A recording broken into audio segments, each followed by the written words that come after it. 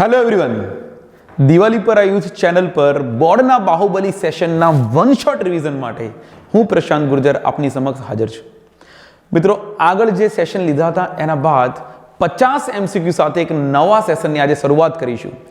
બાહુબલી બનવાનું છે, ભૂલી નથી જવાનું. બોર્ડની એક્ઝામની અંદર MCQમાં એક પણ માર્ક ના કપાય એનું આપણે ધ્યાન રાખવાનું છે. Yes or no? So ready? Let's go. Question number 1. પહેલા ક્વેશ્ચનની વાત કરીએ તો આપણી પાસે સવાલ છે કે પ્લસ Q વિદ્યુતભાર ધરાવતા બે આયનો D અંતરે હોય ત્યારે લાગતું વિદ્યુતબળ F છે. ઓકે, તો દરેક પરમાણુ વડે ગુમાવેલ ઇલેક્ટ્રોન્સની સંખ્યા કેટલી? ફાઇન. તો આપણે માની લઈએ કે એક વિદ્યુતભાર છે પ્લસ Q અને બીજો વિદ્યુતભાર છે પ્લસ Q. ઓકે, અને આ બે પ્લસ Q વિદ્યુતભારો વચ્ચેનું અંતર છે D જેટલું. તો લાગતું વિદ્યુતબળ કેટલું હોય? F is equal to K Q1 Q2 upon D square. પરંતુ અહીંયા Q1 અને Q2 બંને વિદ્યુતભારો કેવા છે? Plus Q. એટલા માટે આપણે Q સ્ક્વેર કરી દીધો. પણ હવે કહે છે કે એને ગુમાવેલા ઇલેક્ટ્રોન્સ કેટલા છે? ગુમાવેલા ઇલેક્ટ્રોનની વાત કરવી હોય તો Q બરાબર N મૂકી દઈએ, અને Q બરાબર N મૂકવાથી F is equal to K times N square E square divided by D square.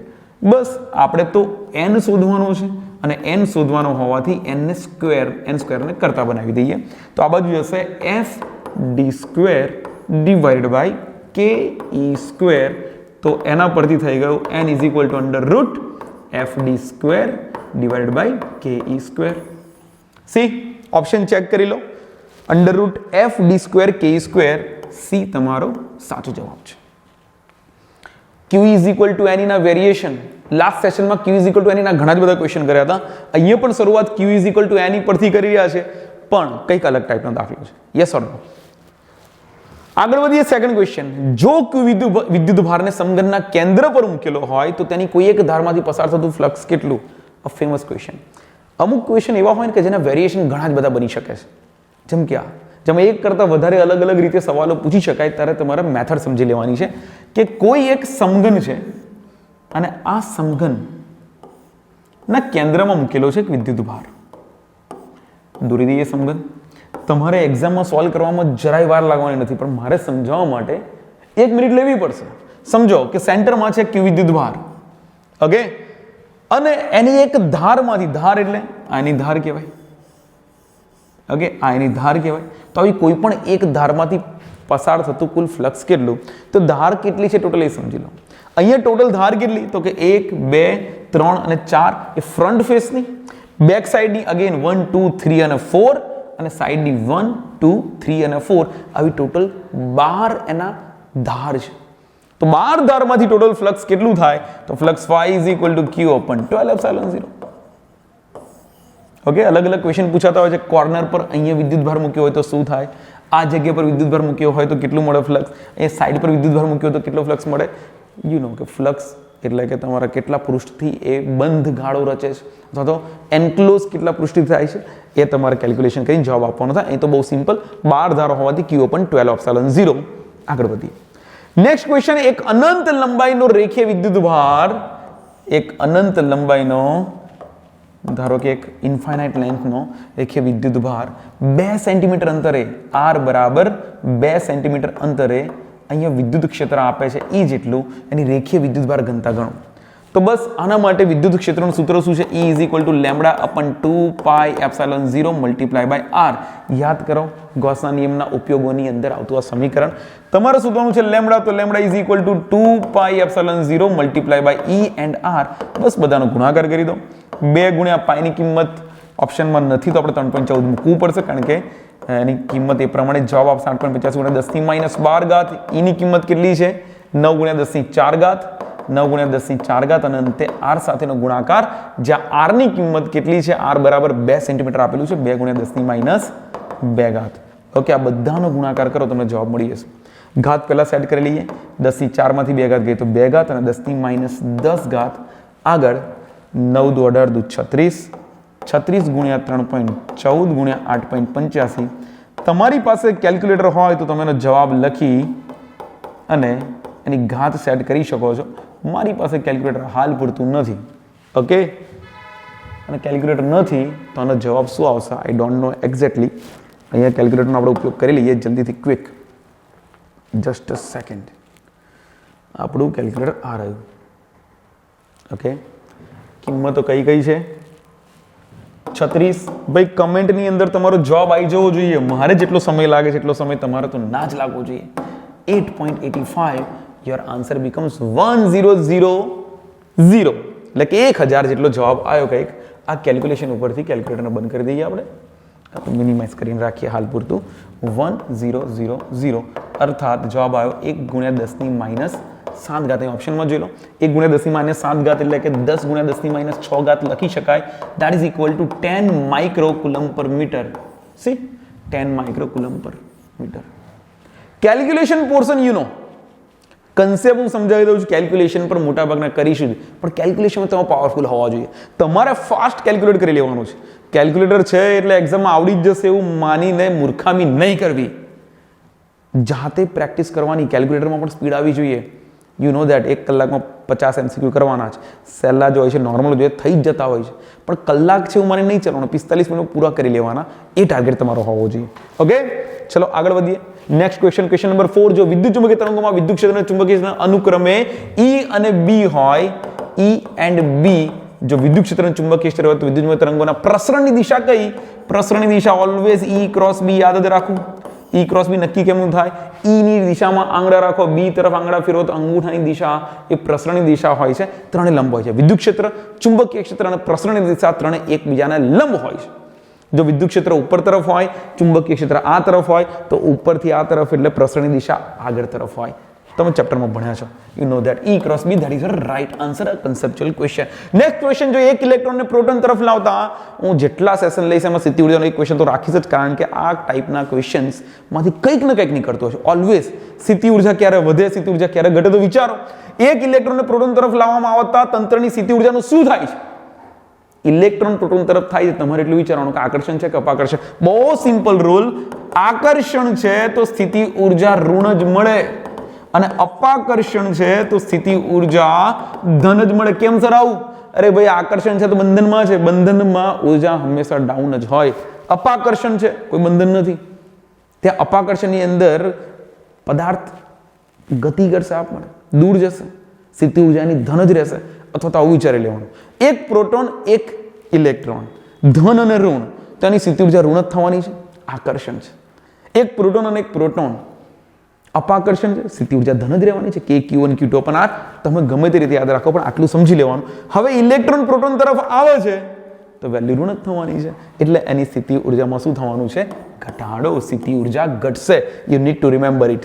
ઇલેક્ટ્રોનને પ્રોટોન તરફ લાવતા તેની સ્થિતિ ઉર્જા ઘટે, પણ ઇલેક્ટ્રોનને ઇલેક્ટ્રોન તરફ લઈ જતા સ્થિતિ ઉર્જા વધશે. પ્રોટોનને પ્રોટોન તરફ લઈ જતા પણ સ્થિતિ ઉર્જામાં વધારો થશે. Next question. એક હવાવાળા સમાંતર પ્લેટ કેપેસિટરની ક્ષમતા, સમાંતર પ્લેટ કેપેસિટર આપણે એની ક્ષમતા C જેટલી છે, બે પ્લેટો વચ્ચેનું અંતર છે D જેટલું, અને વિદ્યુત સ્થિતિમાનનો તફાવત વોલ્ટેજ આપ્યો છે બે પ્લેટ વચ્ચેનો V જેટલો. તો કેપેસિટરો પ્લેટો વચ્ચે લાગતું આકર્ષણ બળ કેટલું? તો આની અંદર એટલું વિચારી લેવાનું કે સર એક પ્લેટના કારણે ક્ષેત્ર કેટલું? વિદ્યુત ક્ષેત્ર એક પ્લેટ માટે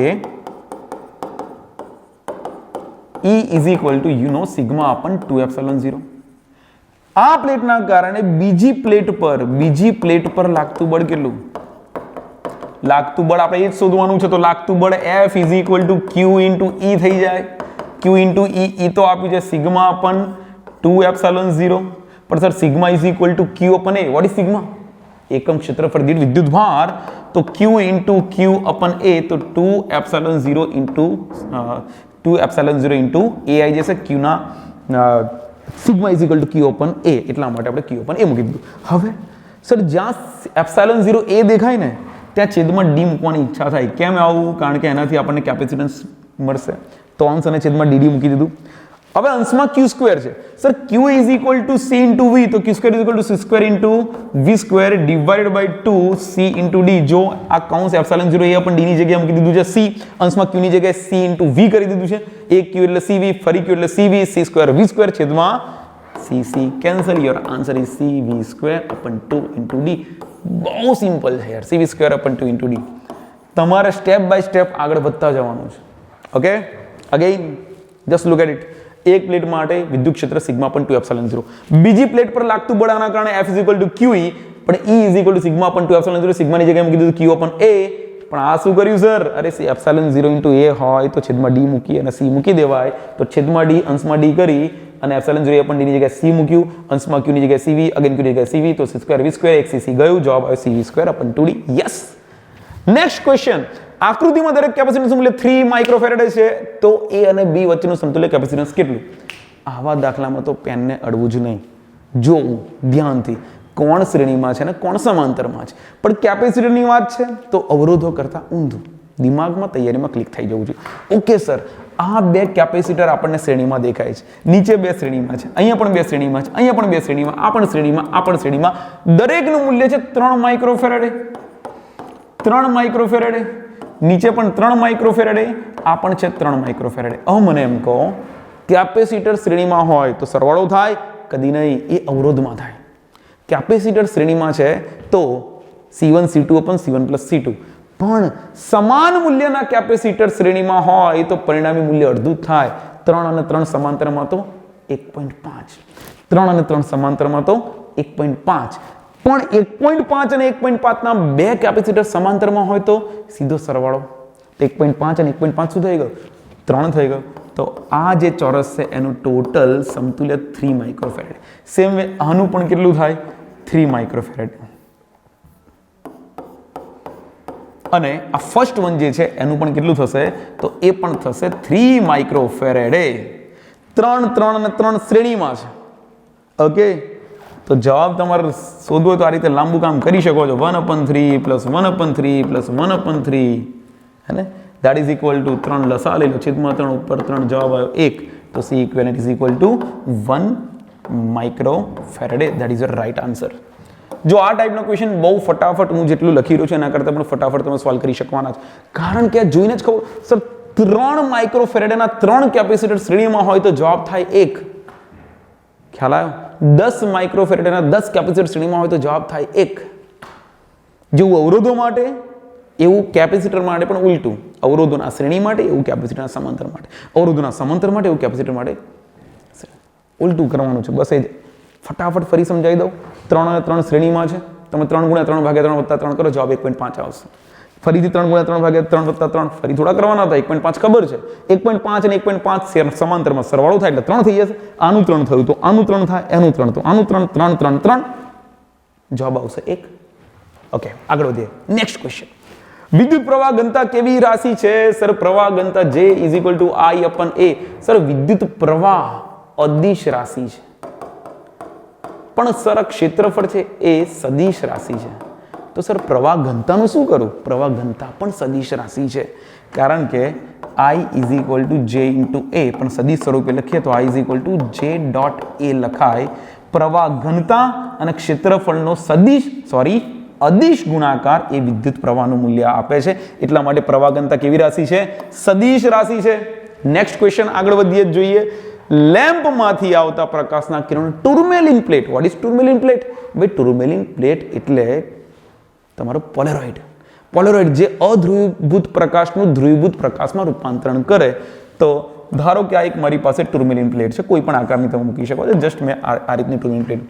લેમ્પમાંથી આવતો પ્રકાશ, હવે ધારો કે અહીંયા તમારી પાસે સરસ મજાનો લેમ્પ છે. ઓકે, આ લેમ્પમાંથી આવતો પ્રકાશ, પણ એ પ્રકાશ કેવો હોય સર? અધ્રુવીભૂત હોય, કે જેની અંદર બધી જ દિશાના દોલનો થતા હોય. આ પ્રકાશ જ્યારે આ ટુર્મેલિન પ્લેટ પર આપાત થાય ત્યારે તમને આઉટપુટ જે લાઇટ મળે એ ધ્રુવીભૂત પ્રકાશ હોય. આ અધ્રુવીભૂત, આ છે ધ્રુવીભૂત. ઓકે, સવાલને સમજીએ. સવાલ શું કહે છે? આખો સવાલ પ્રોપર સમજીએ. લેમ્પમાંથી આવતા પ્રકાશના કિરણોને ટુર્મેલિન પ્લેટ પર લંબ રૂપે આપાત કરી આપાત કિરણને ધરી તરીકે લઈ પ્લેટને ગોળ ફેરવવામાં આવે છે. આ રીતે આપાત કિરણને ધરી પર લઈ અને ગોળ ફેરવવામાં આવે છે. તો પ્રકાશની આ જગ્યા પર તીવ્રતા કેટલી થાય? તીવ્રતા કેટલી થાય? તો જો તીવ્રતા I0 હોય તો એની એ જ રહે, કોઈ રીતે તીવ્રતા બદલાય નહીં, તીવ્રતા અચળ રહેશે. સર કેમ એવું? અરે ભાઈ, પ્લેટને ગોળ ફેરવો છો, દગક્ષ ગોળ ફરે છે. પહેલા આ રીતના કિરણો મળે છે, પ્લેટને ગોળ ફેરવતા કિરણો આ રીતના મળતા જાય, બરાબર. પરંતુ અહીંયા જે તીવ્રતા હશે એના કરતાં તીવ્રતા અડધી થશે. પણ અડધી તીવ્રતા તમે પ્લેટને ગમે એટલી ગોળ ફેરવો, તીવ્રતા અડધીની અડધી જ રહેવાની છે. હા, પણ તમે માલસના નિયમને એમ જોયું હોય કે સર એક પ્લેટના પછી તીવ્રતા અડધી મળી જાય, પણ બીજી પ્લેટ ગોઠવી અને પછી ગોળ ફેરવો તો તીવ્રતામાં ઘટાડો થાય, વધારો થાય. 2 વખત તીવ્રતા 0 થાય, 2 વખત તીવ્રતા મહત્તમ થાય. પણ ક્યારે? 2 પ્લેટ મૂકી હોય ત્યારે. એક પ્લેટમાંથી આવતો પ્રકાશ ધ્રુવીભૂત હોય અને ફરી પ્લેટ મૂકો તો તીવ્રતાઓ બદલાય. આ જગ્યા પર એક જ પ્લેટ મૂકો અને અહીંથી આવતો પ્રકાશ હોય અને ગમે એટલી ગોળ ફેરવો, અહીંયા તીવ્રતા અડધી જ રહેવાની છે. બરાબર, ધ્રુવીભાવની થિયરી તમે સમજી હશો પ્રોપર. ચલો આગળ વધીએ. Next question number 10. 24 ઓહ્મ અવરોધ, ચેપ્ટર નંબર 3 નો ક્વેશ્ચન છે. 24 ઓહ્મ અવરોધ ધરાવતા એક વાહકતાના આકૃતિમાં દર્શાવ્યા પ્રમાણે વાળવામાં આવ્યું છે, તો A અને B વચ્ચે અસરકારક અવરોધ શોધો. સમજે કો વાત. એમસીક્યુ સોલ્વ કરાવતા પહેલા એક ખાસ વાત તમને કહીશ, કારણ કે અમુક વાર છોકરાઓ કે સર આ એમસીક્યુ તો અહીંયા છે, આ એમસીક્યુ તો અહીંયા છે, પણ તમારે એ સમજવાનું છે કે જ્યારે બુક લઈને તમે એમસીક્યુ સોલ્વ કરવા બેઠા ત્યારે શું તમે એમસીક્યુ ગણ્યા હતા કે બસ યાદ રાખી લીધા હતા? ઘણા બધા એમસીક્યુ એવા આવશે કે જે મારા સેશનની અંદર તમે ક્યાંક ને ક્યાંક જોયા તો હશે જ, પણ જોવા છતાં તમે એવી ભૂલ કરતા હોય છે કે એનો જવાબ યાદ રાખી લો છો. જવાબ યાદ રાખો, મને કોઈ વાંધો નથી. એ જ સવાલ પૂછાયો તો એ જ જવાબ આવવાનો છે, તમે ટીક કરવાનું, તમને માર્ક મળવાના છે. અલ્ટિમેટ આશય છે કે બોર્ડના બાહુબલી બનું, માર્ક લાવવા. તો હું એમાં ક્યાં ના પાડું તમે માર્ક ના લાવો, તમે યાદ રાખીને. પણ બોર્ડની અંદર કેટલાક સવાલ, બહુ નહીં પણ 10 સવાલ 50માંથી એવા હશે કે જે તમને લાગશે કે સર આ તમે જોયો જ છે, આ તો મેં ક્યાંક વાંચ્યો હતો, આનો જવાબ તો આ જ આવે. તમે ટીક કરશો, છેલ્લે ખબર પડે કે સંખ્યાની અંદર તો કંઈક બદલી કાઢ્યું હતું, સર પ્લસનું માઇનસ કર્યું હતું, વધેનું ઘટે કર્યું હતું, હાનું ના કર્યું હતું. આવી ટાઈમે અને કંઈક એવી ચેન્જીસ હશે કે જે ચેન્જીસ સમજવા માટે તમારા મેથડ સમજવી પડશે. That's why need to see the lectures. એટલા માટે વિડીયો જોવો આપણે. ઓકે, અને સાથે સાથે તમારી કમેન્ટ જો લખતા રહો ને તો મને મજા આવે કે વાહ, છોકરાઓ ઇન્ટરેક્શન કરે છે. બરાબર, ભલે રેકોર્ડેડ લેક્ચર હોય, પરંતુ મને એટલો આઈડિયા આવે કે તમે ગમે ત્યારે લેક્ચર જોતા હોય, તમે જ્યારે પણ આ લેક્ચર જોતા હોય ત્યારે તમારી કમેન્ટના કારણે અમને એટલે ખ્યાલ આવે કે છોકરાઓ કનેક્ટ થઈ રહ્યા છે, છોકરાઓ આ એમસીક્યુ સમજી રહ્યા છે, જોઈ રહ્યા છે અને એપ્લાય કરી રહ્યા છે. તો ઓકે, આગળ વધીએ. 24 ઓહ્મ અવરોધ ધરાવતા એક વાહક તાર ને આકૃતિમાં દર્શાવ્યા પ્રમાણે વાળવામાં ટોટલ અવરોધ 4 બરાબર 24 ઓહ્મ. તો A અને B વચ્ચેનો અસરકારક અવરોધ શોધવાનો છે. હવે મને એમ કહો, ટોટલ લંબાઈ કેટલી તારની? 24, ભાઈ એ તો અવરોધ છે ઓહ્મ, પણ આની લંબાઈ કેટલી? તો વિચારો, આ છે 5 સેન્ટીમીટર, અહીંયા ટોટલ 10 છે, તો આ પણ થયું 5 સેન્ટીમીટર. આ બેની લંબાઈ નથી આપી, પણ આ 60 ડિગ્રી કીધું છે, આ 60 ડિગ્રી કીધું, સમબાજુ ત્રિકોણ થયો તો આ 5 સેન્ટીમીટર, તો આ પણ કેટલું થાય? 5 સેન્ટીમીટર. આ પણ કેટલું થાય? 5 સેન્ટીમીટર. પણ સર અંતર લઈને શું કરશું? આપણને અવરોધ ખબર હોય તો સમતુલ્ય અવરોધ શોધી નાખીએ. તો એક કામ એ કરો, એકમ લંબાઈ માટે અવરોધ કેટલો થાય? એકમ લંબાઈ દીઠ અવરોધ કેટલો? તો એના માટે એકમ લંબાઈ દીઠ અવરોધ એટલે કે કુલ અવરોધ ભાગ્યા કુલ લંબાઈ. કુલ અવરોધ છે 24 ઓહ્મ, પણ અવરોધ લંબાઈ કેટલી છે? તો કે 5, 5 10, 5 15, 5 20, ટોટલ લંબાઈ છે 20.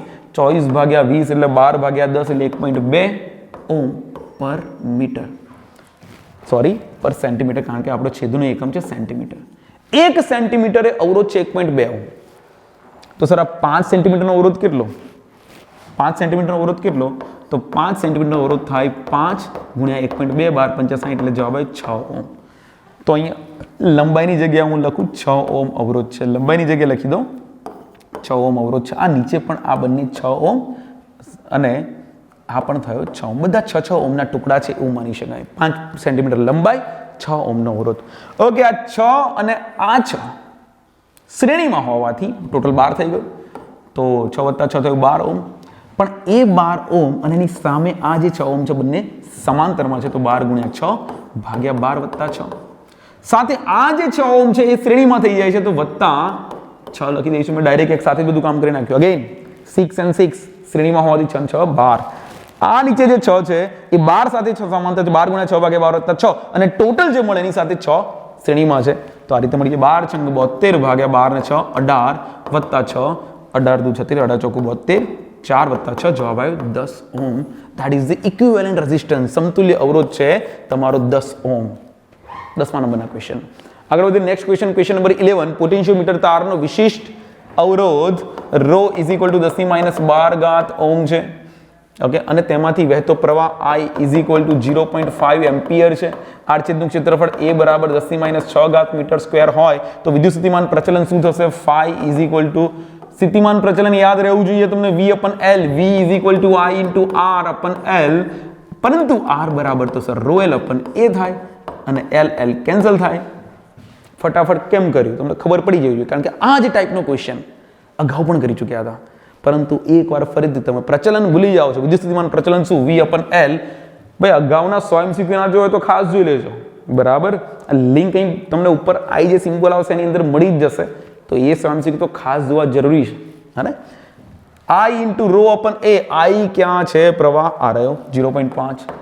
રો છે તમારી પાસે 10⁻12 અને આડછેદનું ક્ષેત્રફળ એ જે છે 10⁻6. તો 10⁻6 ઉપર જશે 0.5 × 10⁻6. તો તમારો ટોટલ જવાબ આવે 5 × 10⁻7. ઓપ્શન જોઈ લો, તમારું વોલ્ટ પર મીટરની અંદર ઓપ્શન હશે 5 × 10⁻7. That is your right answer. Next question આગળ વધીએ તો નેક્સ્ટ ક્વેશ્ચન છે કે એક વિદ્યુત ભારિત કણ પર લાગતું લોરેન્ટ્ઝ બળ શૂન્ય છે.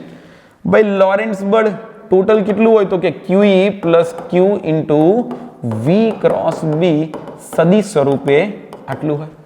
જો વિદ્યુત ક્ષેત્ર E બરાબર 5 વોલ્ટ પર મીટર હોય તો પૂછે છે કે B/V નું મૂલ્ય કેટલું. સવાલ સમજવા જેવો છે. ટોટલ લોરેન્ટ્ઝ બળ કેટલું છે? 0. ટોટલ લોરેન્ટ્ઝ બળ 0 હોય તો કેન આઈ સે 0 = Q in bracket E + Q × V/B. શું કર્યું લોરેન્ટ્ઝ બળના સમીકરણની અંદર? તો કે આ બંનેમાંથી Q ને કોમન કાઢી લીધો.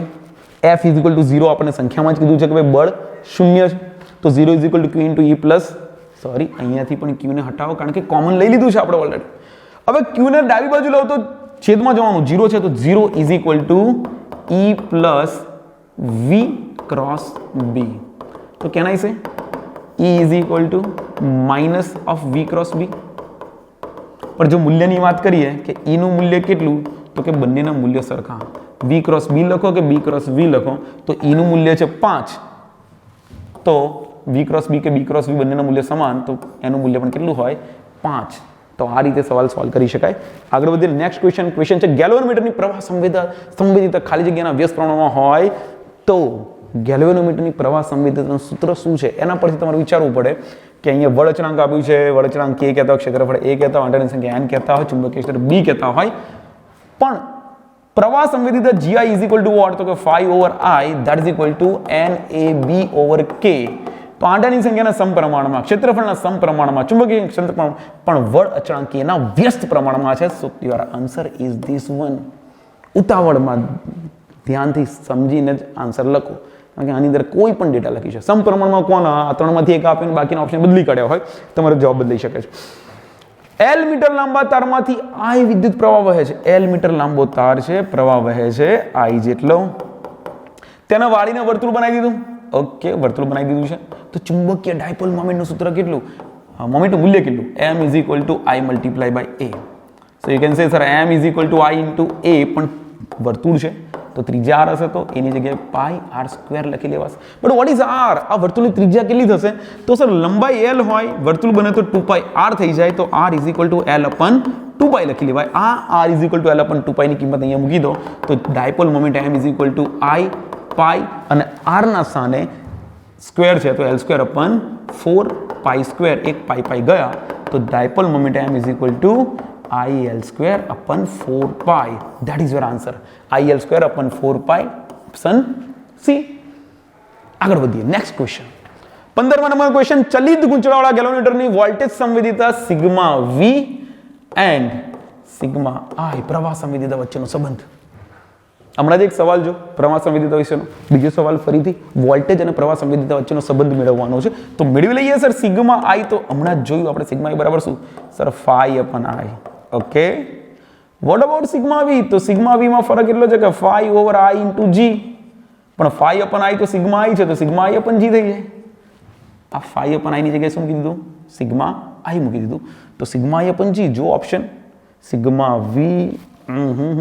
ક્યાં છે ઓપ્શન? જો ક્યાંક ને ક્યાંક આવો ઓપ્શન હશે તમારે. σV/G, σI/G = σV. Option number A, પહેલો ઓપ્શન જ જો.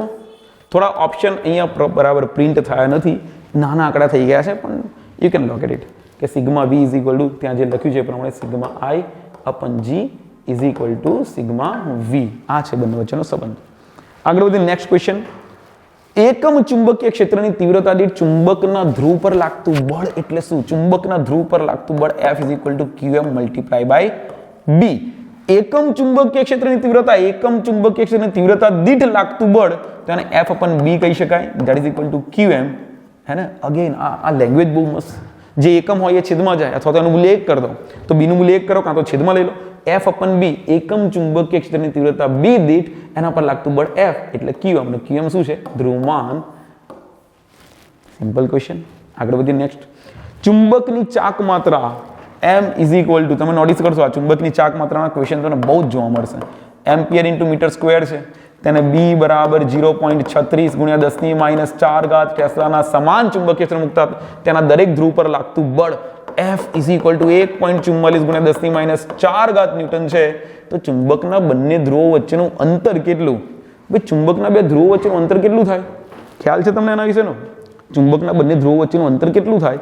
તો એના માટે એક સમીકરણ છે કે dipole moment m = 2a × qm. જે રીતે તમે વિદ્યુત ડાયપોલ માટે કામ કરો, p = 2aq, એ રીતે અહીંયા m = 2a qm એટલે કે ચુંબકીય ચાક માત્રા, તો ચુંબકીય ધ્રુવમાન. આ 2a જે છે અંતર, આપણે 2a શોધવાનું છે. તો સર 2a = થઈ જશે m/qm. કેટલાક ઉતાવળમાં ભૂલ કરીને 2a ની જગ્યાએ a શોધી કાઢે છે અને ઓપ્શનમાં એ મળે છે, ખોટું પડી જાય. 2a છે અંતર, તમારા ચુંબકના બે છેડા વચ્ચેનું અંતર, બે ધ્રુવો વચ્ચેનું અંતર. પણ સર m/qm ક્યાંથી લાવીએ? અહીંયા તો કઈ છે જ નહીં, m આપેલું છે, બટ વોટ અબાઉટ qm? તો એક સૂત્ર તમે વિચારો કે એક F = યુ કેન સે qm × b. તો qm = શું થાય? qm થશે F/b. તો બસ આ qm ની વેલ્યુ F/b, આ સમીકરણ જે છે એના પરથી qm ની કિંમત F/b અહીંયા મૂકી દઈએ તો 2a = m F/b. b ગયું અંશમાં, મૂકો કિંમત તો જવાબ મળશે. m ની વેલ્યુ છે 0.1, b ની વેલ્યુ છે 0.36 × 10⁻⁴ ભાગ્યા F ની કિંમત છે, બળ જે છે 1.44 × 10⁻⁴ કેન્સલ થયા. 36 × 72 = 144, એટલે 4 થઈ જશે. 0.1 ભાગ્યા 4 એટલે 1 ભાગ્યા 4 એટલે 0.25 થાય, પણ અહીંયા 0.025 થશે કારણ કે 0.1 છે અંશમાં. તો જવાબ આવશે, મીટર છે, સેન્ટીમીટરમાં જવાબ આવશે 2.5 centimetre, 2.5 centimetre. That is your right answer. Okay, question number 18. નીચેનામાંથી કયા ઉપકરણોમાં એડી પ્રવાહની અસરનો ઉપયોગ થતો નથી? હવે જોઈ લો ઉપકરણો કયા કયા આપ્યા છે. ઇલેક્ટ્રિક હીટર, ઇન્ડક્શન ફર્નેસ, સ્ટેન્ડમાં મેગ્નેટિક બ્રેકિંગ અને વિદ્યુત ચુંબક. આ ત્રણમાં થાય છે, પરંતુ option number A electric heater ની અંદર એડી કરંટનો કોઈ પણ જગ્યાએ જ્યાં ચુંબકીય ક્ષેત્રની એવી કોઈ વાત આવતી નથી. બાકીના ત્રણમાં ચુંબકીય ક્ષેત્રની અંદર જે તમારા લોખંડનો ગર્ભ હોય છે એ ગર્ભનો ચુંબકીય ક્ષેત્ર બદલાવાના કારણે એડી પ્રવાહ ઉત્પન્ન થતો હોય છે. તો બહુ સિમ્પલ સરળ ક્વેશ્ચન. નેક્સ્ટ આગળ વધી. એક ગજ્યા ચુંબકને x અક્ષ પર મૂકેલ છે. ગજ્યા ચુંબકને ક્યાં? x અક્ષ પર મૂકેલો છે અને તેની ચુંબકીય ચાક માત્રા 50 I caret ampere × metre square છે. આ સ્થળે ચુંબકીય ક્ષેત્ર આપેલું હોય તો તેના પર લાગતું ટોર્ક કેટલું? તો ભાઈ તમારી ચુંબકીય ચાક માત્રા m = 50 I caret, okay, ampere × metre square.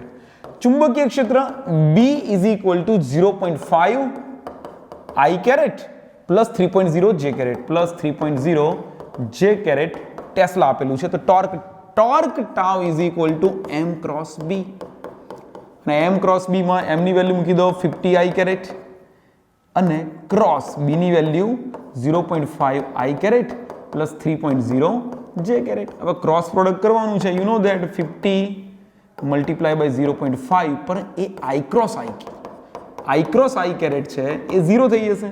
પછી 50 × 3.0 and that is I × j caret.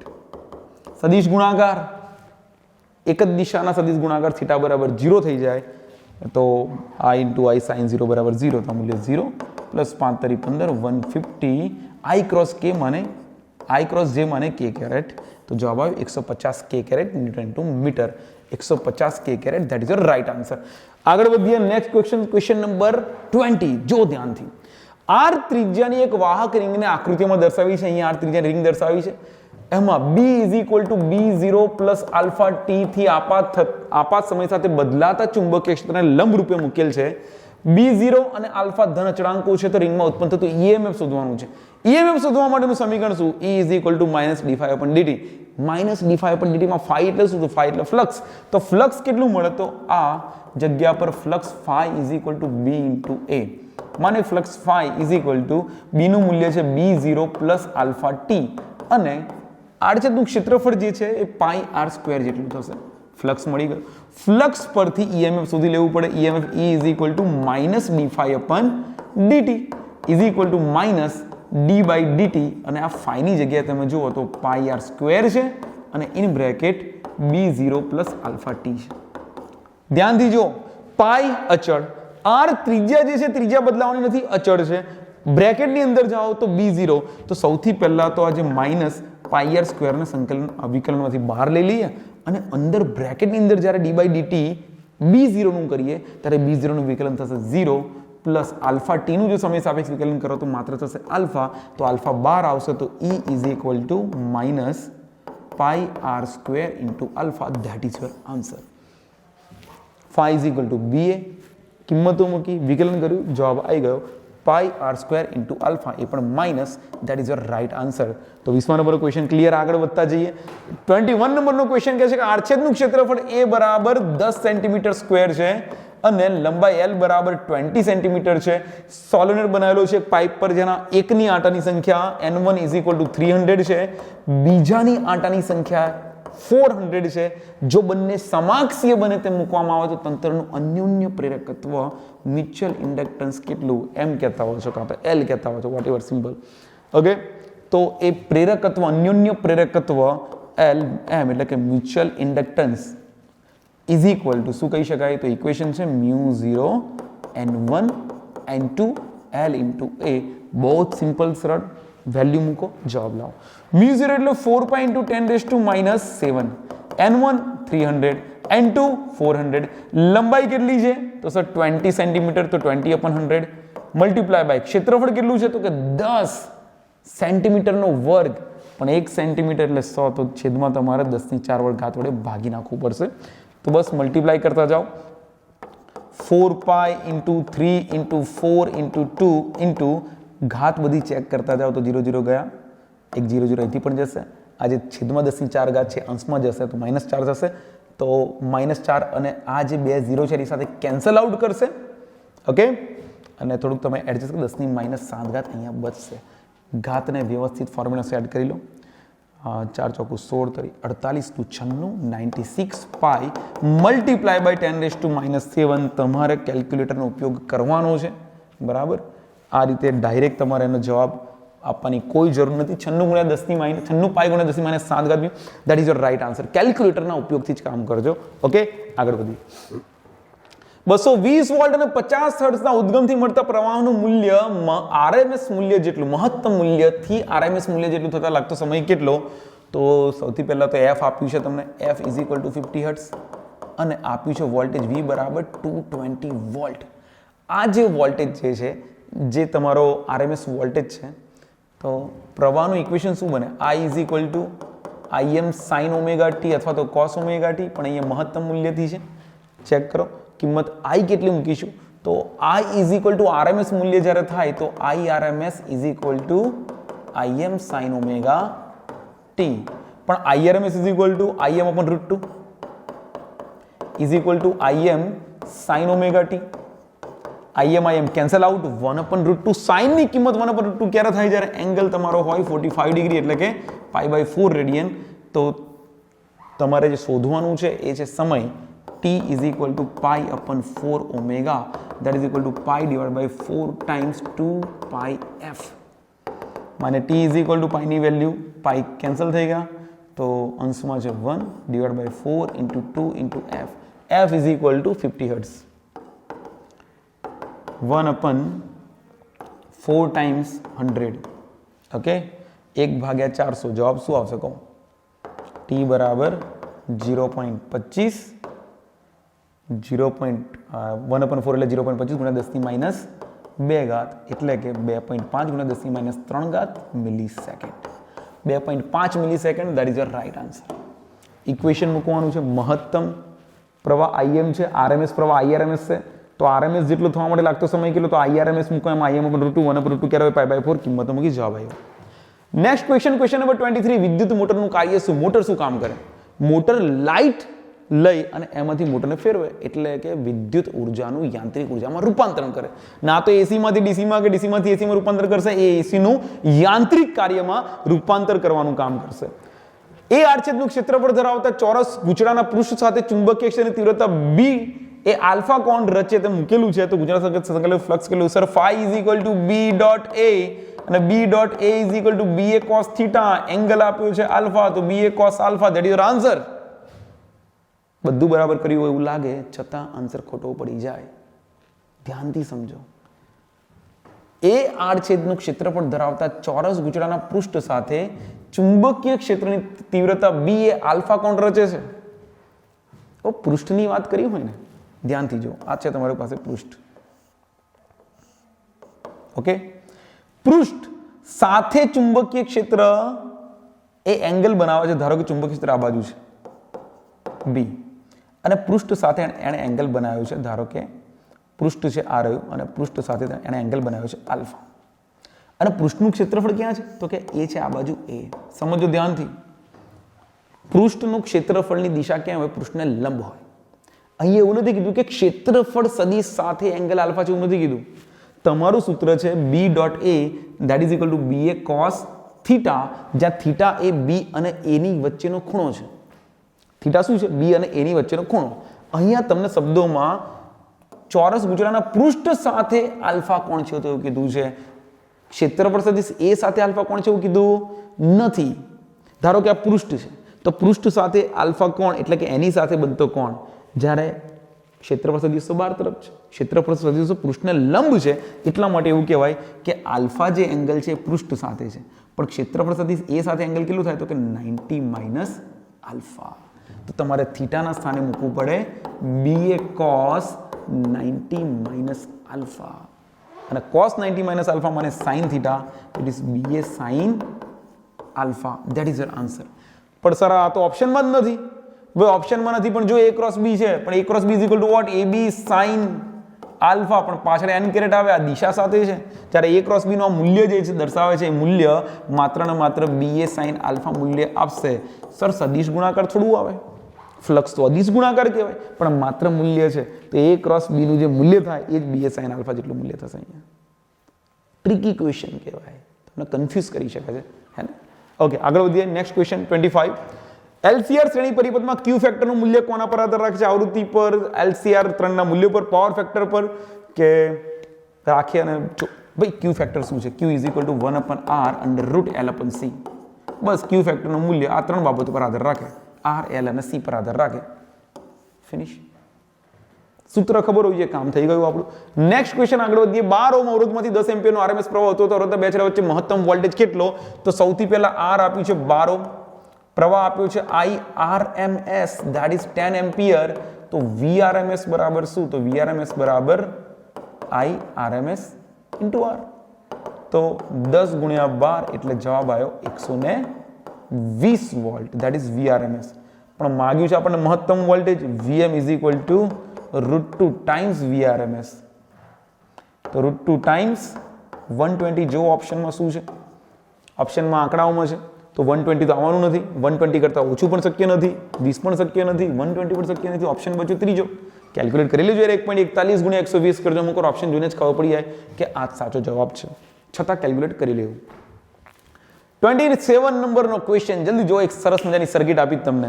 એ સર્કિટની અંદર વોલ્ટેજ છે, ઇન્ડક્ટર છે L, કેપેસિટર છે C, અવરોધ છે R અને વોલ્ટેજ છે V. અનુનાદની સ્થિતિમાં આવૃત્તિ પૂછે છે અને પ્રવાહનો કંપવિસ્તાર પૂછે છે. અનુનાદની સ્થિતિમાં બહુ જ મજાનો ક્વેશ્ચન, ધ્યાનથી જોજો. અનુનાદની સ્થિતિ કોને કહેવાય? સર અનુનાદ જ્યારે થાય ને ત્યારે XL is equal two XC, અને XL is equal two XC એટલે omega L is equal two 1/ωc, અથવા તો તમે omega square is equal two 1/LC, yeah you know the direct equation omega is equal two 1/√LC. તો બસ ઓપ્શનમાં જુઓ, એકમ છે radian per second, એટલે કે ઓમેગા માંગે છે, આવૃત્તિ કીધું છે પણ કોની આવૃત્તિ માંગે છે? એકમ રેડિયન પર સેકન્ડ હોવાથી omega is equal two 1/√L and C. Let's multiply L and C. L છે 8 ગુણ્યા 10 ની માઇનસ 3 ઘાત. સી છે 20 ગુણ્યા 10 ની માઇનસ 6 ઘાત. સાદુરૂપ આપો 1/√8 દુ 16 160 ગુણ્યા 10 ની માઇનસ 9 ઘાત. પણ જો આને થોડુંક એડજસ્ટ કરવામાં આવે તો 1/√16 મલ્ટીપ્લાય બાય 10 ટુ માઇનસ 8. કેમ આવું કર્યું? કારણ કે 10 ની માઇનસ 9 ઘાતનું વર્ગમૂળ નહીં થાય. 16 નું વર્ગમૂળ થશે અહીંયા 1/4 multiply by 10 to minus 4. 10 to minus 4 ને ઉપર લઈ જાઓ તો 10 ની 4 ઘાત એટલે કે 10000 ભાગ્યા 4 25 ચોકુ 100. જવાબ આવ્યો 2500 રેડિયન પર સેકન્ડ.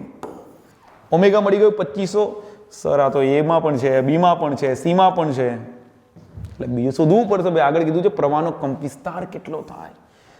પ્રવાહનો કંપવિસ્તાર કરી દો શોધ્યું. સર પ્રવાહનો કંપવિસ્તાર થાય I = વોલ્ટેજ ભાગ્યા ઇમ્પિડન્સ Z.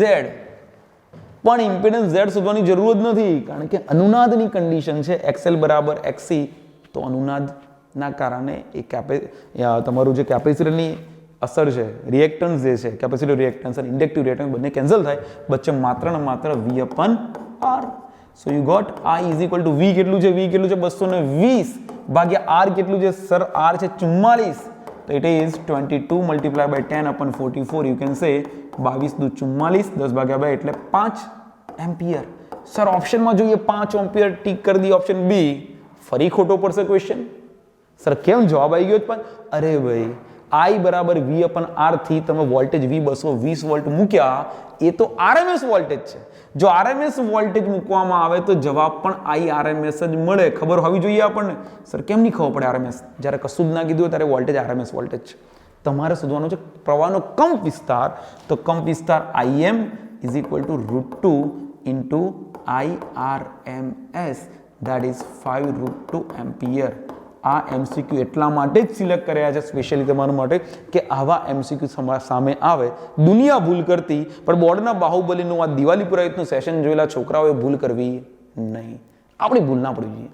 ખ્યાલ આવ્યો? ઓકે, તો ઓપ્શન એ આવશે અહીંયા સાચો જવાબ તમારો 5√2 વાળો.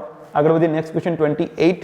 તો ક્વેશ્ચન નંબર 28 જોઈએ કે 250 વોલ્ટ અને 100 હર્ટ્ઝ સ્ત્રોત સાથે વોલ્ટેજ આપ્યો છે 250 વોલ્ટ અને આવૃત્તિ છે F બરાબર 100 હર્ટ્ઝ. કેપેસિટન્સ 15 માઇક્રોફેરેડ આપેલું છે. કેપેસિટિવ રિએક્ટન્સ માને XC = 1/ωc. અને 1/ωc એટલે કે 1/2πf મલ્ટીપ્લાય બાય C. કિંમતો મૂકો 1/2 ઇન્ટુ 3.14 એટલે પાઈ. અને F ની વેલ્યુ જે છે 100 હર્ટ્ઝ અને જે C ની કિંમત છે 15 માઇક્રોફેરેડ. 15 ગુણ્યા 10 ની માઇનસ 6 ઘાત એટલે કે આ 10 ની માઇનસ 6 ઘાત છે. 10 ની માઇનસ 4 ઘાત બચશે, ઉપર જશે 10 ની 4 ઘાત એના છેદમાં 15 દુ 30 અને 30 ગુણ્યા 3.14. આનો તમારે ભાગાકાર કરીને જવાબ શોધી લેવાનો છે. તમને જે જવાબ મળશે એ જવાબ પરથી મહત્તમ પ્રવાહ IM = VM whole divided by XC અને XC વડે ભાગવાનું રહેશે.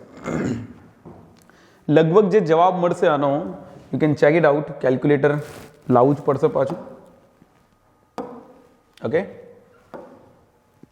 10 ની 4 ઘાત એટલે 10000 અને ત્યારબાદ 30 અને 3.14 વડે ભાગવાનું છે. ભાગ્યા 30 ભાગ્યા 3.14. Your answer is 106. Okay, so 106 your answer. 106 in ohm. જો ઓપ્શનમાં 106 ક્યાં છે? 106 એક જ ઓપ્શન છે, that is the right answer. પણ છતાં કિંમતો મૂકીને ચેક કરી લઈએ. VM મેક્સિમમ વોલ્ટેજ કેટલો છે? તો કે 250 વોલ્ટ એ મહત્તમ વોલ્ટેજ નથી, એ RMS વોલ્ટેજ છે. ઓકે, તો VM પરથી VM/√2 ઇન્ટુ XC કરશો. સોરી IRMS મળશે પહેલા આપણને. IRMS = VRMS divided by XC. અને VRMS કેટલું છે? VRMS છે 250 ભાગ્યા XC છે તમારી પાસે 106. આ જે જવાબ મળ્યો એ તમને IRMS પ્રવાહ મળે છે, પરંતુ IM = √2 into IRMS √2 multiply by 250 divide by 106. And કેલ્ક્યુલેટરની અંદર કેલ્ક્યુલેટ કરો તમને મળશે 2.94 એમ્પિયર મળશે. That is right answer. Okay, check કરી લો કે અમે આમ પણ 106 ઓમ એક જ ઓપ્શન હોવાથી બીજો ઓપ્શન જોવાની જરૂર પણ નથી આગળ ફટાફટ કામ કરવાનું હોય ત્યારે, પણ છતાં તમે કેલ્ક્યુલેટ કરી શકો છો. સૂર્યથી પૃથ્વી પર પહોંચતા સૂર્યપ્રકાશના એક રંગી વિદ્યુત ચુંબકીય તરંગની તીવ્રતા આપી છે I બરાબર 1380 વોટ પર મીટર સ્ક્વેર. આ તરંગના ચુંબકીય ક્ષેત્રની તીવ્રતા B માંગી છે. B is equal to what? B ચુંબકીય ક્ષેત્ર ક્યાંથી લાવશું? તો પહેલા તો વિચારો કે જ્યારે તીવ્રતા આપી જાય તો I is equal to rho into C એક ઇક્વેશન છે. બી ક્યાંથી લાવવું? બી ને આઈડેન્ટિફાય કરવો જરૂરી છે. I is equal to rho into C, અને આ સમીકરણ પરથી I is equal to rho માટે 1/2 epsilon 0 E0 square into C આ રીતે ઇક્વેશન લખી શકાય. પણ તમે જાણો છો કે E0 upon B0 is equal to c થાય. That gives you E0 is equal to c into B0. E0 is equal to c into B0. તો E0 નો વર્ગ જે છે એના સ્થાને તમે લખી શકો છો 1/2 એપ્સિલોન 0 E0 સ્ક્વેર ની જગ્યાએ સી સ્ક્વેર B0 સ્ક્વેર, પણ ઓલરેડી એક સી હોવાથી સી સ્ક્વેર એડ કરવાથી સી નો ઘન થશે અને બાજુમાં આવશે B0 સ્ક્વેર. આ કિંમતો પરથી એટલું તો ખ્યાલ આવી જાય કે B0 ને જો કરતા બનાવવામાં આવે તો B0 બરાબર વર્ગ છે તો વર્ગમૂળ થઈ જશે, અને left side 2 multiply by I whole divided by epsilon 0 C cube. કિંમતો મૂકતા જાઓ તમને જવાબ મળી જશે. 2 multiply by I, what is I આપ્યું છે આપણને એકમાત્ર જે કિંમત આપી છે 1380 ડિવાઇડ બાય 8.85 ઇન્ટુ 10⁻12, અને સી એટલે કે 3 તરી 9 તરી 27 ગુણ્યા 10 ની 8 ઘાત 8 દુ 16 8 તરી 24, તો 10 ની 24 ઘાત. બસ આ ડેટાનો ઉપયોગ કરો ને જવાબ લઈ આવો. કેલ્ક્યુલેટરનો ઉપયોગ કરવો પડશે ફરીથી. કેલ્ક્યુલેટરને યાદ કરી લઈએ, અને આ રહ્યું આપણી સામે કેલ્ક્યુલેટર. 2 ગુણ્યા 1380 ભાગ્યા 8.85 ભાગ્યા 27. Answer is 11.55. તો આ છે 11.55 મલ્ટીપ્લાય બાય 10 ની -12 ઘાત 10 ની 24 ઘાત 12 ઘાત ઉપર 10 ની -12 ઘાત બચે, અને 11.55 નું તમારે કરવાનું છે વર્ગમૂળ. 11.55 નું વર્ગમૂળ 11.55 નું વર્ગમૂળ થશે 3.39, અને પાછળ છે 8, તો 3.39 ગુણ્યા 10 ની -6 ઘાત, that is equal to 3.4 into 10⁻⁻6 Tesla. 3.4 into 10⁻⁻6 Tesla, that is the right answer. Okay, equation ને ગોઠવીને વેલ્યુ મૂકીને જવાબ લાવવાનો હતો. 30 નંબરનો ક્વેશ્ચન, લેઝિક સર્જરીમાં ખાલી જેનો ઉપયોગ થાય બસ ડેટાબેઝ. ક્વેશ્ચન ચેપ્ટર નંબર 8 ના પાછળના તમારા પેરેગ્રાફ કે ભાઈ લેઝિક સર્જરીની અંદર ઉપયોગમાં લેવાય છે પારજાંબલી કિરણો. યાદ રાખજો આ ડેટા. ધારો કે શૂન્યાવકાશમાં રહેલ વિદ્યુત ચુંબકીય તરંગનું વિદ્યુત ક્ષેત્ર E બરાબર 3.1 newton per coulomb cos 1.8 radian per metre y plus 5.4 × 10⁶ radian per second into t into I caret આપેલું છે. તો પ્રસરણની દિશા કઈ? ઇક્વેશન જોઈને આપણે ગભરાઈ જતા હોય તો ગભરાવું નહીં, ખાલી તમારે એકમો હટાવીને એકવાર લખી લો. 3.1 cos 1.8 y plus 5.4 × 10⁶ t, okay, I caret. હવે ડેટાને જુઓ, આ ઇક્વેશન જુઓ. I કેરેટ એટલે વિદ્યુત ક્ષેત્ર ક્યાં છે? I કેરેટમાં એટલે x અક્ષની દિશામાં. તો પ્રસરણની દિશા કાં તો y હોય કાં તો z હોય. પણ હવે જુઓ આ ઇક્વેશનને સરખાઈ શકો. 3.1 cos ky plus omega t, અને પાછળ તમે I કેરેટ એવું લખી શકો. આ રીતનું ઇક્વેશન છે. જો અહીંયા kx હોત તો તમે કહેતા કે ભાઈ પ્રસરણ છે x દિશાની અંદર, બરાબર, પણ અહીંયા છે ky, તો y અક્ષ પર હશે પણ પ્લસ કે માઇનસ, તો પાછળ અહીંયા પ્લસ હોવાથી લખી શકાય માઇનસ y અક્ષની દિશાનું પ્રસરણ છે. તમારે માત્ર એ જ જોવાનું છે કે વિદ્યુત ક્ષેત્ર કે ચુંબકીય ક્ષેત્રના ઇક્વેશનની અંદર kx કે ky કે kz અહીંયા શું છે, અક્ષ ખબર પડી જાય. વચ્ચે પ્લસ હોય તો માઇનસ અક્ષ, વચ્ચે માઇનસ હોય તો પ્લસ અક્ષ. આ બેઝિક વસ્તુ છે. બાકી ડિટેલની અંદર 11મા ધોરણનું વેવ ચેપ્ટર, તરંગો ચેપ્ટર ડિટેલ હોય તો પૂછવાની જરૂરત નથી કઈ રીતે થઈ શકે. You know that. હે ને? આગળ વધીએ. નેક્સ્ટ ક્વેશ્ચન, નીચે આપેલા કિરણો પૈકી ખાલી જગ્યાની તરંગ લંબાઈ લઘુત્તમ છે. બીટા તો ભાઈ કણ છે, આલ્ફા પણ કણ છે, એક્સ રે કે ગેમા. ઓબ્વિયસલી ગેમા કિરણો સૌથી વધુ આવૃત્તિ, સૌથી લઘુત્તમ તરંગ લંબાઈ ગેમા કિરણો. નેક્સ્ટ ક્વેશ્ચન, એક અંતર્ગોળ અરીસાની વક્રતા ત્રિજ્યા અંતર્ગોળ અરીસા માટે વક્રતા ત્રિજ્યા r બરાબર 20 તો લખ્યું છે પણ માઇનસ લખ્યું નથી, કારણ કે અંતર્ગોળ અરીસા માટે વક્રતા ત્રિજ્યા માઇનસ છે, તો કેન્દ્ર લંબાઈ f r/2 -20/2 -10 સેન્ટીમીટર. આ માત્ર ને માત્ર તમારું નોલેજ ચેક કરવા માટે તમને પ્લસ માઇનસ ખ્યાલ આવે છે કે નહીં, પ્લસ માઇનસ તમારો માર્ક આપી દેશે તમને. આગળ વધીએ નેક્સ્ટ ક્વેશ્ચન. એક એસી પરિપથમાં f = 50 હર્ટ્ઝ નો અને પ્રવાહ I = 5 એમ્પિયર નો પ્રવાહ વહે છે, તો t = 1/300 સેકન્ડ પછી પ્રવાહનું મૂલ્ય શૂન્ય થાય છે, તો મહત્તમ પ્રવાહ કેટલો? ભાઈ મહત્તમ આ જે પ્રવાહ આપ્યો છે RMS પ્રવાહ છે. જો મહત્તમ પ્રવાહ જ માંગ્યો હોય તો Im = √2 IRMS, that is equal to √2 * IRMS ની વેલ્યુ છે 5, તો જવાબ આવે 5√2 જો મહત્તમ પ્રવાહ માંગ્યો હોય તો. પરંતુ અહીંયા મને એવું લાગે છે કે 5√2 તમે ટીક કરી શકો છો જો મહત્તમ પ્રવાહ માંગ્યો હોય તો, પરંતુ મને લાગે છે ક્વેશ્ચનમાં કંઈક એરર છે, કંઈક પૂછવા અલગ માંગે છે, લખાઈ અલગ ગયું છે. જો સવાલને કંઈક બદલીને પૂછવામાં આવે અને કંઈક એવું પૂછે કે ભાઈ 1/300 સેકન્ડ પછી પ્રવાહનું મૂલ્ય કેટલું થાય, તો તમારે ઇક્વેશન લખવું પડશે I = Im sin ωt, માને I = Im છે 5√2, sin ઓમેગા ની જગ્યાએ 2πf, તો 2π અને f ની કિંમત છે 50 હર્ટ્ઝ, તો 2π × 50 અને t સમયની વેલ્યુ છે 1/300.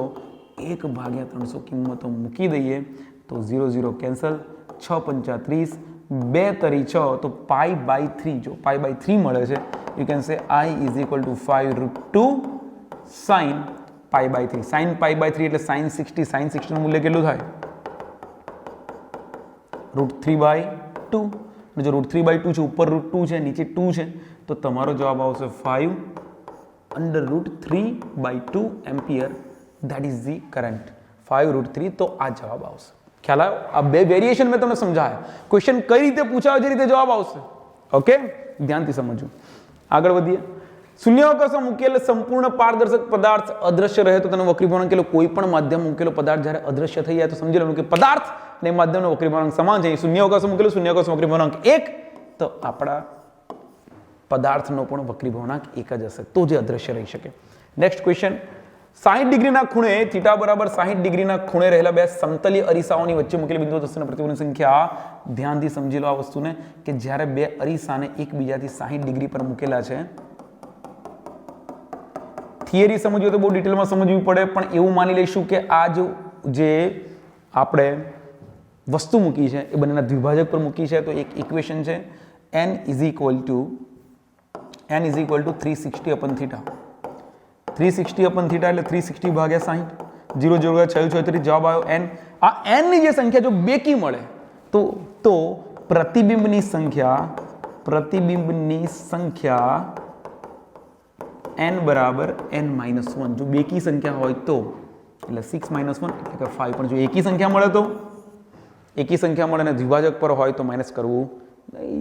આ બધા નિયમો છે, પણ અત્યારે હાલ પૂરતો આના માટે તમે જવાબ 5 આવશે.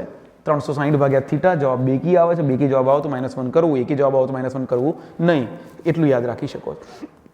નેક્સ્ટ ક્વેશ્ચન છે ક્વેશ્ચન નંબર 37. યંગના પ્રયોગમાં λ1 તરંગ લંબાઈ થી 8મી પ્રકાશિત શલાકા λ2 તરંગ લંબાઈથી 9મી પ્રકાશિત શલાકાના સ્થાને મળે તો λ1 = what and λ2 = what? સર પ્રકાશિત શલાકાની વાત છે, તો પ્રકાશિત શલાકા માટે સમીકરણ શું છે કે પદ તફાવત xD/D should be equal to n λ. અને જો 8મી પ્રકાશિત શલાકાની વાત કરી હોય તો x8D/D should be equal to 8 λ. અને x9 સ્મોલ આના પરથી આપણે x8 ને કરતા બનીએ તો x8 = 8 λD/d. તે જ રીતે x9 લખવું હોય તો 9 λD/d. પણ સર અહીંયા તરંગ લંબાઈઓ અલગ અલગ છે. આના માટે જો તરંગ લંબાઈને λ1 કીધું હોય, તો આના માટે તરંગ લંબાઈ λ2 કહેવું પડે. પરંતુ એવું કહે છે કે બંને શલાકાના સ્થાન સમાન છે. શું કર્યું છે? Again I repeat it. xD/D = n λ, તો x8D/D = 8 λ1 લખાય, એટલે કે x8 ને કરતા બનાવો તો 8 λ1D થઈ જશે. એ જ રીતે x9 નું સમીકરણ લખો તો 9 λ2D લખાશે. પણ જો બંને એક જ જગ્યાએ મળતા હોય તો x8 = x9. माने x8 જે છે 8 lambda 1 capital D upon small d is equal to 9 lambda 2 capital D upon small d capital D small d ગયા તો બચ્યું શું 8 lambda 1 is equal to 9 lambda 2 માને lambda 1 upon lambda 2 is equal to 9 upon 8. Okay, જે જવાબો જે ઓપ્શનમાં દેખાય છે એના પરથી કહી શકાય ભાગ્યા 2 કરો તો 4.5 ભાગ્યા 4 થઈ શકે. એટલે ગુણોત્તર લેમ્ડા 1 અને લેમ્ડા 2 આ જ ગુણોત્તરમાં મળી શકે. તો બધા જવાબો નેનોમીટરમાં હોવાથી અને બધા 400 અને 450 આંકડા દેખાય છે તો એક કામ કરી શકો, lambda 1 is equal two 450 nanometre અને લેમ્ડા 2 બરાબર 400 નેનોમીટર. આવું કોમ્બિનેશન તમને જોવા મળે તો એ ગુણોત્તર પ્રોપર સેટ થતો જોવા મળે છે. તો ચેક કરી લે કોઈ ઓપ્શન છે 450 અને 400 nanometer. That is your option number A. આ જ ક્વેશ્ચનને વધારે તમે ફટાફટ સોલ્વ કરી શકો છો. તમે લખી શકો છો કે સર અહીંયા તો n લેમ્ડા બરાબર અચળ થવાનું છે. કેમ?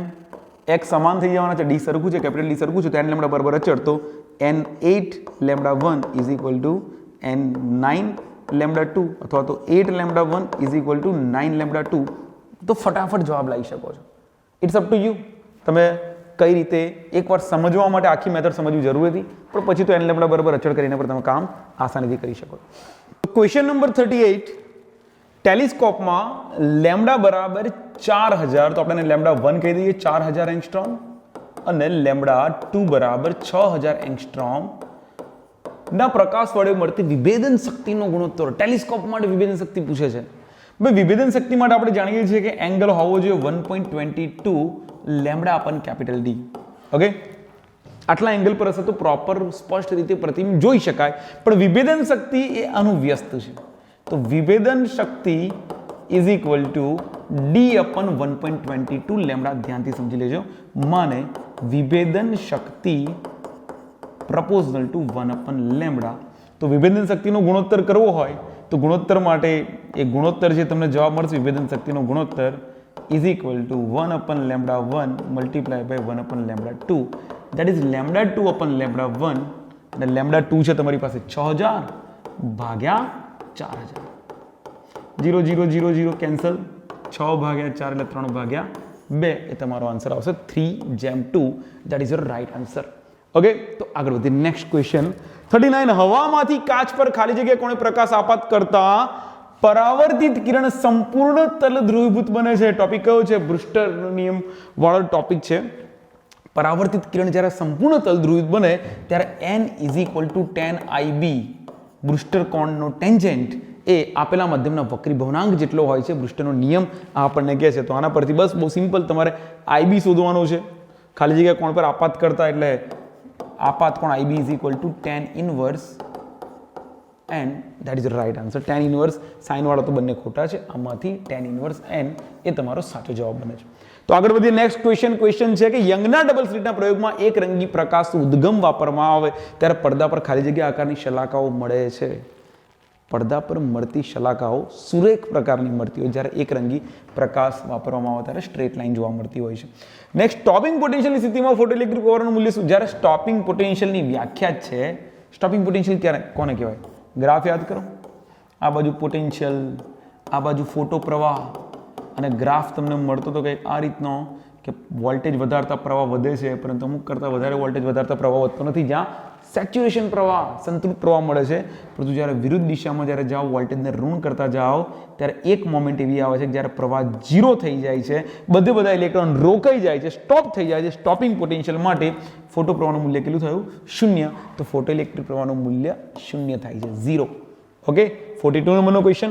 સોડિયમ અને તાંબા માટે વર્ક ફંક્શન ધારો કે સોડિયમ માટે છે 5Na is equal two 2.3 electron volt અને તાંબા માટે મને 5Cu is equal two 4.5 electron volt.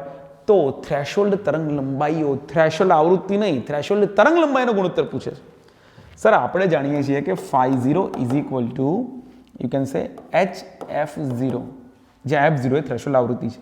પરંતુ HF0 એટલે HC ઓવર લેમ્ડા 0, જ્યાં લેમ્ડા 0 થ્રેશોલ્ડ તરંગ લંબાઈ કહેવાય. તો ફાઈના જે વેલ્યુ આપી છે એના પરથી તમને આ મળે છે. તમારે ગુણોત્તર શોધવાનો છે. તો 50 proportional to 1 upon lambda 0. So I can say કે 5Na upon phi cu is equal to lambda cu upon lambda n. કેમ આવું કર્યું? જો phi 0 proportional to lambda ના વ્યસ્ત પ્રમાણમાં છે. ઓકે, પરંતુ તમારે સોડિયમ અને તાંબાની વાત કરવી છે તો પહેલા સોડિયમ પછી તાંબુ લેમ્બડા Na અપન લેમ્બડા cu ની વાત કરવી હોય તો phi cu અપન phi Na નો ગુણોત્તર લઈ લેવો જોઈએ. What is phi cu? તાંબા માટે 4.5 તો 4.5 ઇલેક્ટ્રોન વોલ્ટ ભાગ્યા 2.3 ઇલેક્ટ્રોન વોલ્ટ. 23 નું 46 લગભગ 2 જવાબ મળે તો 2 ભાગ્યા 1 જવાબ આવશે 2 that is the right answer. Next question આગળ વધીએ. એક સંપૂર્ણ પરાવર્તક સપાટી પર E જેટલી વિકિરણ ઉર્જા આપાત થાય છે તેને મળતું વેગમાન કેટલું થાય? જો એના પર ઉર્જા આપાત થતી હોય અને શોષાઈ જતું હોય તો મળતી વેગમાન E/c જેટલું હોય, જે આપણું સમીકરણ છે. પરંતુ શોષાવાની જગ્યાએ આપાત થયા પછી પરાવર્તન પામતું હોય, અહીંયા પૂછે છે સંપૂર્ણ પરાવર્તક સપાટી, તો આપાત થાય ત્યારે વેગમાન મળે E/c, પરાવર્તન થાય ત્યારે વેગમાન મળે ફરી E/c, બંને વખત ડિરેક્શન અલગ હોય તો E/c માઇનસ E/c એટલે થાય 2 times E/c, તો વેગમાન તમને ડબલ મળે 2E/c. યાદ જ રાખી શકાય છે. આગળ વધી નેક્સ્ટ ક્વેશ્ચન 44. ઇલેક્ટ્રોનનો કક્ષીય પ્રવેગ. સર ઇલેક્ટ્રોનનો કક્ષીય પ્રવેગ આ ઓપ્શન જોઈને જ ખબર પડે કે બોહરના નિયમની વાત કરી રહ્યા છે, એમાંથી કંઈક કરવાનું છે. તો એક સમીકરણ તો તમને યાદ છે, mvr = nh/2π. Sir mvr = nh/2π પરથી જો v ને કરતા બનાવવામાં આવે તો v nh/2πm × r. એકવાર ધ્યાનથી જોઈ લો, ઓપ્શનમાં n છે, h છે, π છે, m છે, r છે, તે બધી જ વસ્તુ રહેવા દેવાની છે, કોઈની કિંમત મૂકવાની નથી. અધરવાઇઝ ક્યારેક જોવું પડે કે જો r ન આપ્યું હોય તો r ની ઇક્વેશન n²h²πmz² તમે મૂકી શકો છો, પણ અહીંયા છે જ ઓપ્શનમાં, તો ટેન્શન નથી. હવે શું કરીશું તો કે સર તમારે કક્ષીય પ્રવેગ જોઈએ છે, તો પ્રવેગ મેળવવા માટે શું કરીશું? આનો v નો વર્ગ કરી દો, n²h² અપન 4π² m² r². પણ v² અપન જો r કરવામાં આવે એટલે નીચે બીજો એક r ઉમેરવામાં આવે તો v² અપન r ને તો કહેવાય કેન્દ્રગામી પ્રવેગ = n²h² / 4π² m² અને r નું ઘન. આ થઈ ગયો તમારો કેન્દ્રગામી પ્રવેગ. v² અપન r એને તો કહેવાય કેન્દ્રગામી પ્રવેગ. તો જો ઓપ્શન્સની અંદર અંશમાં n²h² હોય, માત્ર એવા બે ઓપ્શન છે b અને d, છેદમાં 4π² m² r³. That is your right answer. આ ટાઈપના ક્વેશ્ચનમાં જે માગે એને તમારે કઈ રીતે મોડિફાઈ કરીને પહોંચવાનું છે તમારે જોઈ લેવું પડશે. ફંડ શ્રેણીની વર્ણપટ રેખાઓ કેમ હોય છે? પારરક્ત વિભાગની અંદર લાયમન, પારજાંબલી, બામર દ્રશ્યમાં અને બાકીના 3 પાશ્ચમ બ્રેકેટ ફંડ એ બધા પારરક્તની અંદર અને ઇન્ફ્રારેડની અંદર. આગળ વધે નેક્સ્ટ ક્વેશ્ચન. ડ્યુટેરિયમ 1d2 મારે હાઇડ્રોજનનો સમસ્થાનિકની વાત કરી રહ્યા છે. એના વર્ણપટમાં મળતા પ્રકાશની તરંગલંબાઈ હાઇડ્રોજનના વર્ણપટમાં મળતા પ્રકાશની તરંગલંબાઈ કરતાં સહેજ જુદી હોય છે, ડિફરન્ટ હોય છે. કેમ? બંનેના ન્યુક્લિયસનું કદ જુદું હોય છે. બંનેના ન્યુક્લિયસનું કદ જુદું હોય વાત સાચી છે, કારણ કે હાઇડ્રોજનમાં એક જ પ્રોટોન છે, જ્યારે પેલામાં એક પ્રોટોન એક ન્યુટ્રોન છે, પરંતુ એના કારણે વર્ણપટ અલગ મળે છે? ના, એના કારણે મળે છે એવું નથી, કદના કારણે નહીં. બંને કિસ્સામાં ન્યુક્લિયર બળ જુદું હોય છે, ન્યુક્લિયર બળ જુદું હોય છે, પણ એના કારણે વર્ણપટ અલગ મળે છે? નહીં. બંનેના ન્યુક્લિયસના દળ જુદા હોય છે, અથવા તો બંને કિસ્સામાં ઇલેક્ટ્રોન ન્યુક્લિયસ વચ્ચેનું આકર્ષી બળ જુદું હોય છે. ઓપ્શન તો 4 સાચા છે, વાત 4 ની સાચી છે, પરંતુ રીઝન કે કોના કારણે વર્ણપટ અલગ અલગ મળે છે તો એ છે રીડબર્ગ અચળાંકના કારણે. કે ભાઈ રીડબર્ગ અચળાંક r નું ઇક્વેશન છે r∞ / 1 + m/m એટમ. NCERT માં ઇક્વેશન નથી, પરંતુ તમે એટલું સમજી શકો કે રીડબર્ગ અચળાંક બોહરે જે મોડેલ આપ્યું માત્ર હાઇડ્રોજન જેવા પરમાણુ માટે આપ્યું, બરાબર. પરંતુ જ્યારે ન્યુક્લિયસ બદલાય ત્યારે રીડબર્ગ અચળાંકનું મૂલ્ય બદલાતું હોય છે, અને રીડબર્ગ અચળાંકનું મૂલ્ય એ દળ પર આધાર રાખતું હોય છે. ન્યુક્લિયસનું દળ બદલાય તેમ તેમ રીડબર્ગ અચળાંકના મૂલ્ય બદલાતા હોય છે, આ યાદ રાખજો. એના કારણે તો ન્યુક્લિયસના દળ અલગ અલગ હોવાના કારણે બંનેના વર્ણપટ અલગ અલગ મળતા હોય છે. Next question. રેડિયો એક્ટિવ સંયોજનમાંથી ઉત્સર્જતા કણોની પરખ માત્ર ચુંબકીય ક્ષેત્ર વડે થાય તો નીચેનામાંથી કયો કણો ઉત્સર્જન પામી શકે? ચુંબકીય ક્ષેત્ર વડે વિચલન કોણ પામે? ઇલેક્ટ્રોન પામે, પ્રોટોન પામે, He++ આયન એ પણ ધન છે પામે, પણ ન્યુટ્રોન પામે નહીં. તો ઓપ્શન નંબર A બહુ સિમ્પલ સરળ ક્વેશ્ચન છે. જે વિચલન પામે, ન્યુટ્રોન તો તટસ્થ છે, એના માટે એ વિચલન પામવાનું નથી. 48 નંબરનો ક્વેશ્ચન. રેડિયો એક્ટિવ તત્વના એક નમૂનાનું દળ 15 મિનિટમાં 7 ભાગે 8 ભાગનું વિભાજન પામે છે તો તેનો અર્થ ખાલી જગ્યા થાય. મારા ક્વેશ્ચન સિલેક્શનની પેટર્ન તમને ખ્યાલ આવતો જશે. જેટલા સેશન તમે અટેન્ડ કરતા જશો અને આ 48 નંબરનો ક્વેશ્ચન છે, 50માંથી 48 સુધી પહોંચ્યા છો, વિડીયો અંત સુધી પહોંચ્યા છો, તો હું તો એટલું કહીશ કે તમે સિરિયસલી દિવાળીપુરા યુથના એકાએક સેશનનો ભરપૂર લાભ લઈ રહ્યા છો. તો એનો આનંદ છે કે તમે કનેક્ટ થઈ રહ્યા છો, તમને મદદરૂપ થઈ શકાય એના માટે વારંવાર સારામાં સારી વસ્તુ કરતા હોય, પણ તમને એક પેટર્નનો અંદાજ આવી જશે કે સર અમુક ટાઈપના ક્વેશ્ચનને વધારે મહત્વ આપે છે. અર્ધ આયુ ટાઈપના ક્વેશ્ચન તમને વારંવાર જોવા મળશે, અલગ અલગ પ્રકારના, બરાબર, કે જેનાથી જે ટાઈપના સવાલો તમને બોર્ડની એક્ઝામમાં, ગુજકેટની અંદર ને કોમ્પિટિટિવ એક્ઝામની અંદર પણ વારંવાર તમારી સામે આવશે. પ્રયત્ન એ જ છે કે તમે કંઈક કન્સેપ્ટ શીખીને જાઓ. એવું નહીં કે ખાલી MCQ તો મને ખબર છે કે જે ગુખો બેસે, યાદ રાખો બેસે, ઘણા બધા યાદ રાખી લેશે, પણ ભૂલો પણ એ જ કરીને આવશે. પણ જેટલા સમજેલા હશે એ કોઈ પણ જાતની એક્ઝામની અંદર કંઈક ને કંઈક સારું કામ કરીને આવી શકે છે.